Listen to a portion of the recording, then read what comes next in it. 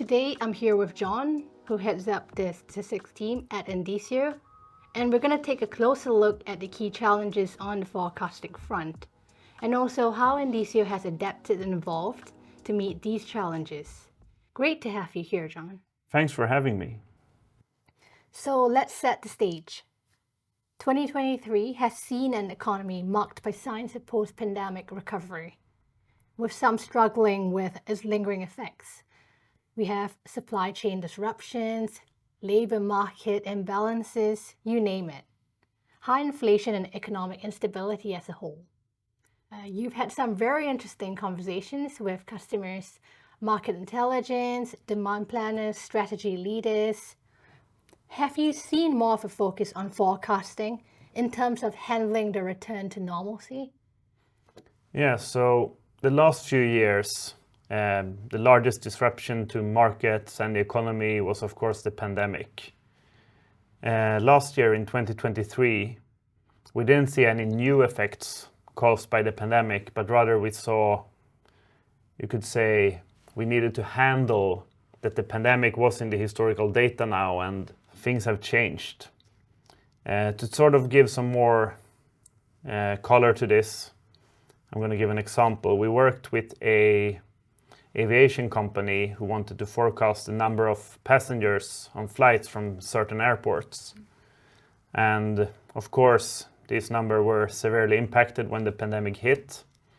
But we could also see that the dynamics between the economy and the number of passengers leaving in certain airports also was probably changed forever. We can see that people have started to work more from home, people have much more meetings online, so it's a very different landscape from before the pandemic. And we needed to find a way to model this in a way to create an accurate forecast and in a way which made sense. So how was this resolved? So what we did is that we took an indicator of the intensity of infectious diseases around the world. And before, if you looked at that indicator, you could see that before the pandemic, it was quite close to zero and then started to move around quite a bit during the pandemic. We extrapolated that variable forward. So we took some of the, more or less the level before the pandemic and put that forward to extrapolate into the future, making the assumption that we will not see a pandemic in the coming year. With this indicator and the other indicators that we already had from before, the model was able to take into account the anomaly, which was the pandemic, but also model the change in dynamics between the different variables and create quite an accurate forecast going forwards.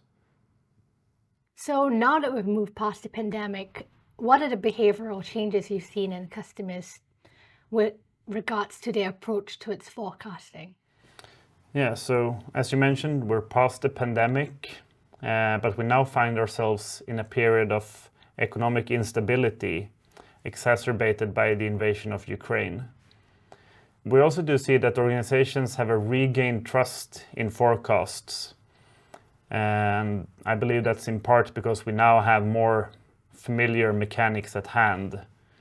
For example, in quite recent history, we have seen periods of high inflation, which has been followed by rising interest rates as central banks try to keep the economy under control. Talking to different customers, I've seen that it has become more important to be able to play out different scenarios in the economy. Say that you want to play out a best case or a worst case scenario of what might happen in the broader economy and see how does this affect my business. I would also say that in general it's a more interesting time to make forecasts now because we have an environment which is changing all the time, but the economy is changing in ways which are a bit more familiar than what happened when the pandemic first hit and we had this sort of black swan event changing everything overnight.